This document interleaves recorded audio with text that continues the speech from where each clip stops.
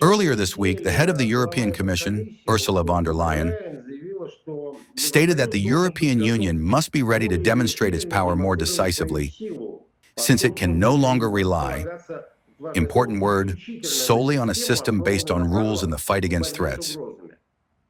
How would you comment on this statement by von der Leyen?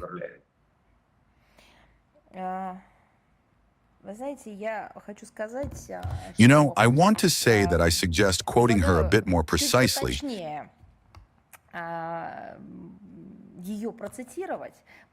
Because the quote is, of course, extremely entertaining.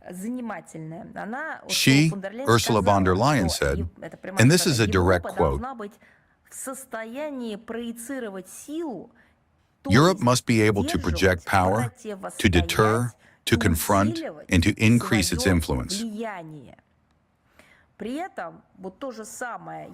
At the same time, the EU leadership diligently ignores the fact that the EU was never more influential and respected, which in my view is part of influence, than when it demonstrated a focus on peaceful development and the promotion of a positive, creative agenda.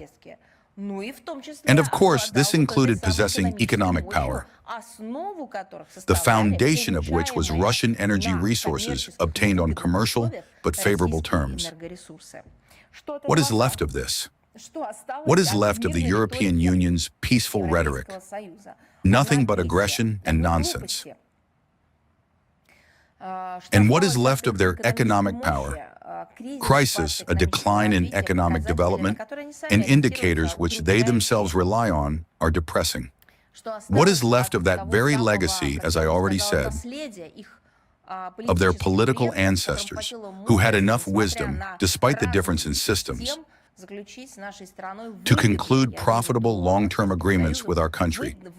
I mean with the Soviet Union, and, so to speak, to develop infrastructure projects for obtaining energy resources? Yes, nothing is left.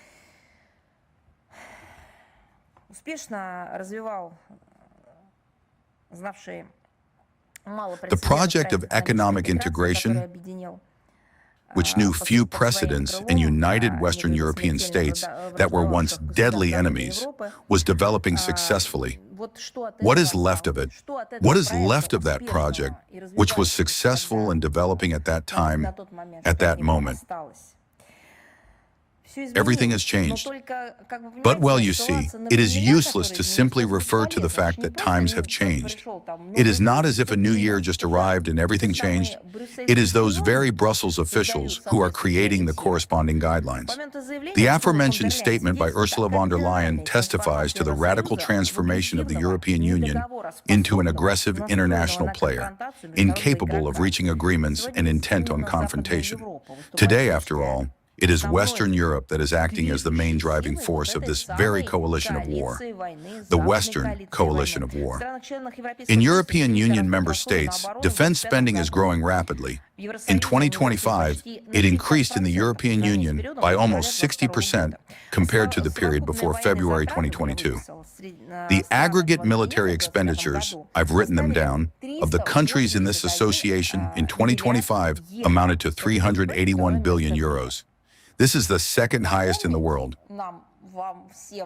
Shall I remind you all how much money was spent not just on sponsoring, but on creating a terrorist Kiev regime in the center of Europe? Billions of euros.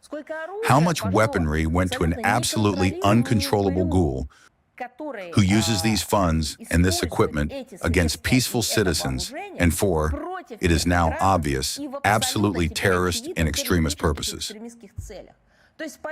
That is, in addition to all the other problems, they have also created another Nazi monster in the center of Europe, armed it and supplied it with money, just as it was in the 1930s.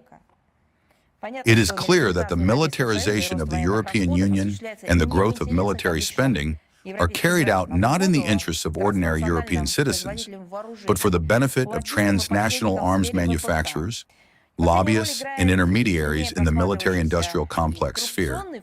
A significant role is played by the increasingly visible corruption factor, which we have been talking about for many years. It is obvious that the desire to warm one's hands on colossal injections into Europe's largest defense enterprises motivates political wheeler dealers, not only in Ukraine,